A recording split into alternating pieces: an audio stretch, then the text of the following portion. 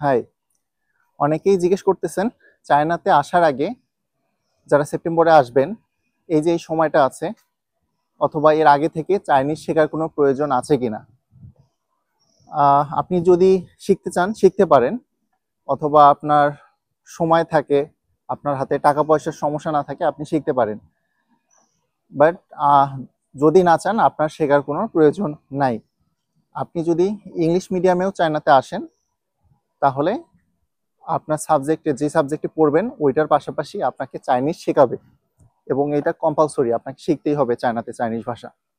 তো প্রথমে এসে 1-2 মাস হয়তো বা একটু কষ্ট হবে টুকটাকি কথা বলতে। বাই দ্য ওয়ে, ভার্সিটির সবাই মোটামুটি ইংলিশ পারে, ভার্সিটিতে সমস্যা হবে না। আপনি যদি বাজারঘাট করতে চান সেক্ষেত্রে টুকিটাকি সমস্যা হবে। তো এইটাও খুব আহামরি কোনো সমস্যা না। ইন্টারন্যাশনাল স্টুডেন্টরা যেখান থেকে বাজার করে, তো ওইখানে যে যারা দোকানদার বা দোকানি আছে, ওরা মোটামুটি জানে আমাদের বডি ল্যাঙ্গুয়েজ অথবা আমরা কি চাই। সো এমন না যে আপনি চাইনিজ না শিখে আসলে এখানে বাঁচতেই পারবেন না, এমন না। কোনো সমস্যা হবে না, এটা কোনো সমস্যা না। বাট যেটা বললাম, যদি কেউ শিখে আসতে চান শিখে আসেন, সমস্যা নেই। বাট অনেকের একটা ধারণা আছে যে চাইনিজ না শিখে আসলে হয়তোবা হবেই না, এমনটা না। আপনি না শিখেও চায়না আসে চলতে পারবেন। আর যদি কারো চাইনিজ শেখা থাকে সেক্ষেত্রে সে ভর্তির জন্য একটা আলাদা সুবিধা পাবে। ইন্টারভিউতে যদি টুকিটাকি চাইনিজ কথা বলে, টিচাররা অনেক খুশি হবে, সেক্ষেত্রে আলাদা সুবিধা পাবে, এটা আলাদা ব্যাপার।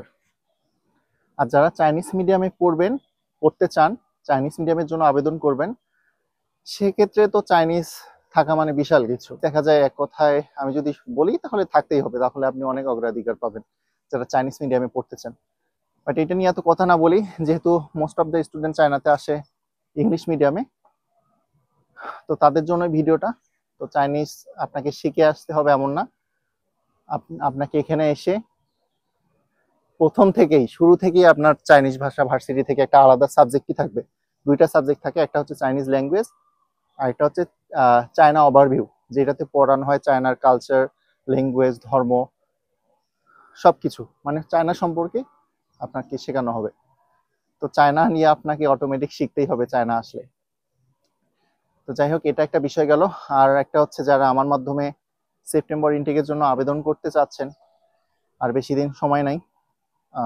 15 তারিখে, মে 15-এ কিছু ভার্সিটির ডেডলাইন শেষ হয়ে যাবে, এরপর মে 30, তারপর জুন 15, জুন 30, এভাবেই ডেডলাইনগুলো শেষ হয়ে যাবে।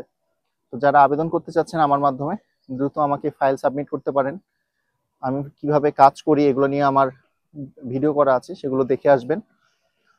ইনশাল্লাহ আপনি যদি আমার সাথে কাজ করেন, বেস্ট একটা সার্ভিস পাবেন আমার থেকে, আর কথা নড়চড় হবে না ইনশাআল্লাহ। এই ভিডিও পর্যন্তই। কি নিয়ে জানতে চাচ্ছেন কমেন্ট বক্সে কমেন্ট করে জানাবেন। আর যদি কারো ফাইল রেডি থাকে সরাসরি আমাকে হোয়াটসঅ্যাপে নক করবেন।